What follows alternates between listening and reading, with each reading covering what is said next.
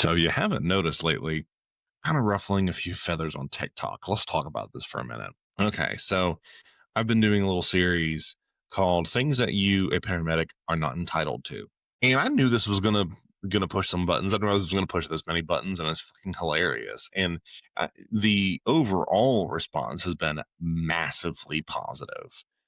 But, for a while, I've been like, where are the trolls? Why are the trolls not messing with me? And no, nobody's really trolling super hard, but they're definitely starting to pop up irritated now because, oh, I've told some paramedics what they're not entitled to. But let's talk about it for a second. So, one of the biggest ones that I've gotten pushback on is the statement that you, as a paramedic, are not entitled to be the dictator of your truck.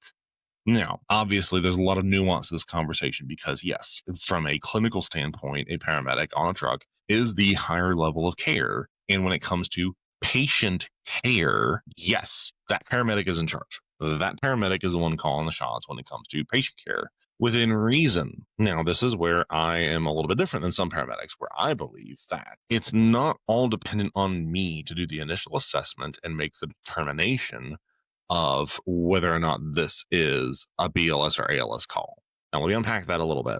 Yes, obviously, I need to be involved in that decision making. I need to be involved in that conversation. But here's the thing. There are plenty of paramedics who say, no, I have to be the first one to talk to the patient. I have to do the full assessment, and then I decide if this is ALS or BLS, period, the end. Cool. So what you have done is you have just told your EMT that you don't trust their clinical decision making capabilities, that you don't value their input, and that you're really not in the mood to listen to what they have to say. No, is an EMT trained the same way that we are, to the same degree that we are? No, they're not. Are they trained to do a proper assessment? Yes, they are. I am a firm believer that we should be educating our EMTs and beefing up their assessment capabilities. We've talked about this plenty. This is nothing new. It's not a surprise. So I understand the people who are saying, well, wait a minute, like someone has to be in charge. And I'm not disputing that. When it comes to patient care, someone has to be in charge. Anything outside of patient care, you and your EMT partner are equals. You are both equally responsible for checking off your truck. You are equally responsible for keeping it stocked. You are equally responsible for your behavior on calls and how you interact with other agencies at scene, other departments, so on and so forth. You are both equally responsible for cleaning up your truck afterwards. This is a big one for me. And it's a little weird now because with my job, with me being on a QRV, I am a guest in many people's ambulances throughout the day. I want to say my last shift, I ran with at least 3 or 4 different ambulances. And so I'm a little more removed from that process with them. Obviously, I have my own unit that I have to truck. I have my own unit that I have to check off and be responsible for and keep clean and so forth. But I do still try to help at least somewhat with putting the truck back together. So the way it normally works with us is we both myself and the ambulance will respond to the call. If it's an ALS call, assuming that it's not anything earth-shattering, wild, or crazy that I need extra hands for, I will jump in the back, assume primary care of the patient. One of the EMTs will drive my vehicle to the hospital with us, and we all meet up there, swap around, and be done. So in those situations, it's a little more awkward because a lot of times the 2 EMTs have already done most of the cleanup by the time I get out there. Or I'm exhausted, or shocker, I'll end up sitting and running my mouth inside, not because I'm trying to shove, pass off the duty, just sometimes I see people, some people know me, so I get caught in conversations. I get tar babied, or sometimes I tar baby myself. But anyway, in general, I still come back and offer. I still come back and help when I can. I still, try to make their life a little bit easier.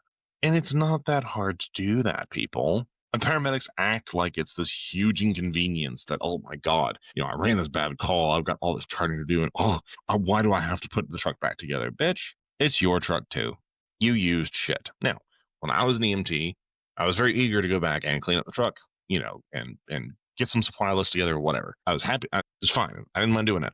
And as a medic, when I was on a transport truck, my philosophy was if my partner ran the call, I would go and clean the stretcher, put everything back together, write down the extra supplies we needed or whatnot. I have seen so many medics who will make their EMT clean the truck, even if the EMT is the one that ran the call.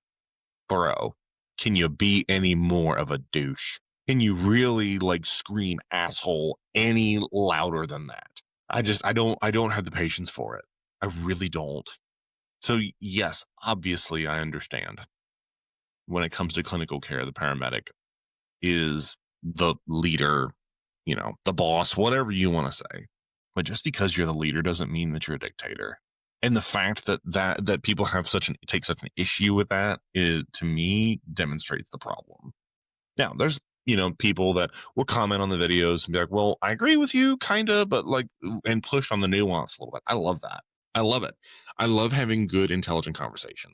Well, then you get the ones there was one, I did a follow-up video, but for those of you maybe aren't as active or hadn't seen it yet, this guy was like, tell me you've never worked 911 without telling me you never worked 911. And I'm like, bro, it's literally been like 95% of my career. Like, when I got my EMT cert, it was maybe a year before I went to 911.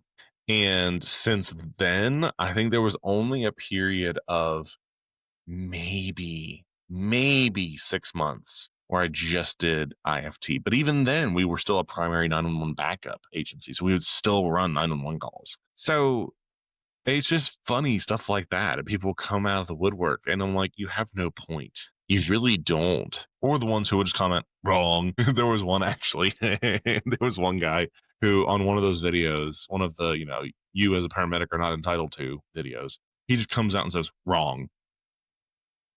I couldn't help myself. So I just wrote back and I said, Pensacola. See, I can say random stuff too. Snorkel. Any of you who are familiar with the National Treasure movies, that's a slight bastardized quote. But anyway. So as a paramedic, you're not entitled to be an absolute douche. So don't be a douche. It's not fucking hard. Because here's the other thing. This is something that it just makes me chuckle so much. People who will say, oh, well, you have to be this way. Bitch, I've been a paramedic for almost 10 years. Like, we're right up on that line. I'm trying to be as accurate as I can. I've never had to be that way. Sure, when it comes to issues of scene safety, for example, yeah, okay, I'll get a little spicy in a hot second. But to say that, that's just the way that you have to be. No, you don't. I've worked with some colossally idiotic partners. I never once had to yell at them, belittle them, throw hands, whatever. Never once. And guess what? Took care of all my patients. They were all fine. It's just so funny. It's like, oh, no, you have to be this way. I was like, really? Because in 10 years, I haven't had to be that way. And no, I don't consider myself a, rock star, all-American, dream team paramedic, whatever. I take some pride in my work. I've never had to be like that. Another one, because obviously, people in EMS always, shit talk each other. I had someone who would shit talk this particular crew all the time, but we just won't stop complaining about it. And I'm just like, this particular individual would behave horribly on calls with this crew, just beyond unprofessionally. And I'm just like, I have run plenty with that same crew, and I don't have any of those same issues with them.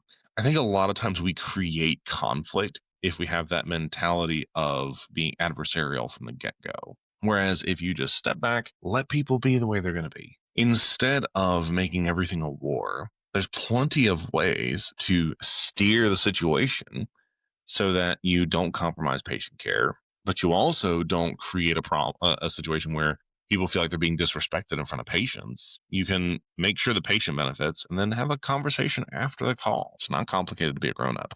So anyway, there's more videos coming on this topic, but this one in particular, I can't express enough that you as a paramedic are not entitled to be a dictator. And that's all I got for you guys. If you learned something good, share it with your friends.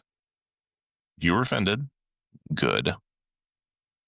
You should be, and I'm really glad you are. I'll talk to you next time. Bye-bye.